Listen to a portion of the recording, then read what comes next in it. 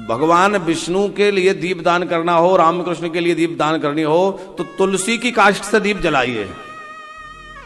तुलसी की जो सूखी हुई लकड़ी होती है, तुलसी सूख गई, तो उस सूखी हुई तुलसी का क्या करें, कई लोगों का प्रश्न होता है। देखो कथा के बीच बीच में हम इन चीजों को भी, जो व्यावहारिक बातें हैं उनको भी समझते चले हैं। तुलसी सूख गई, उसका क्या करें? सूखी हुई तुलसी काष्ठ जो है उसको आप निकाल के रख लीजिए। जो मोटी है उसमें से तो आप कंठी बनवा सकते हैं, माला बना सकते हैं। थोड़ी उससे हल्की है तो उसको घिसकर भगवान को चंदन लगाएं। अग्रवाल साहब अलग अलग चंदनों का वर्णन है, उसमें एक हरि चंदन का वर्णन है। तो ये हरि चंदन क्या है?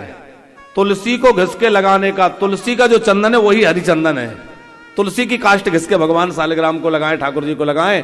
तुलसी का चंदन भगवान को अत्यंत प्रिय है, विशेष। उसमें भी यदि आपको कमल का पराग मिल जाए, कमल के अंदर जो पराग निकलता है पीला पीला, तो कमल के पराग को थोड़ा ले लीजिए और उसमें तुलसी के चंदन को तुलसी काष्ठ को घिसिए। तुलसी पराग मतलब वो कमल का पराग और तुलसी काष्ठ, उसमें जो चंदन बनेगा स्वतः उसमें पीला रंग आ जाएगा, क्योंकि उसमें पराग पड़ा हुआ है, और बड़ा दिव्य चंदन बनेगा, दिव्य सुगंध उसमें आएगी, और वो भगवान नारायण को अत्यंत प्रिय है। तो चंदन के रूप में उपयोग कर सकते हैं तुलसी का।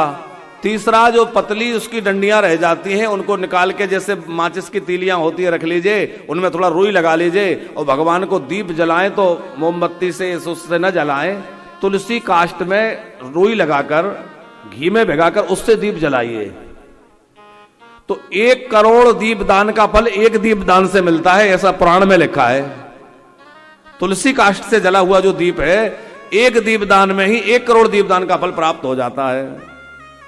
और इसी प्रकार है बिल्व पत्र का, बिल्व वृक्ष की भी यही महिमा है। आप बिल्व का तिलक भगवान शंकर को लगा सकते हैं, बिल्व का जो काष्ठ है उसको घिस के भगवान शंकर को चंदन लगा सकते हैं। भगवान शंकर को बिल्व का चंदन धारण कराने से घर में धन की खूब वृद्धि होती है। लक्ष्मी को प्रदान करने वाले हैं, क्योंकि लक्ष्मी का निवास भी बिल्व वृक्ष के मूल में है।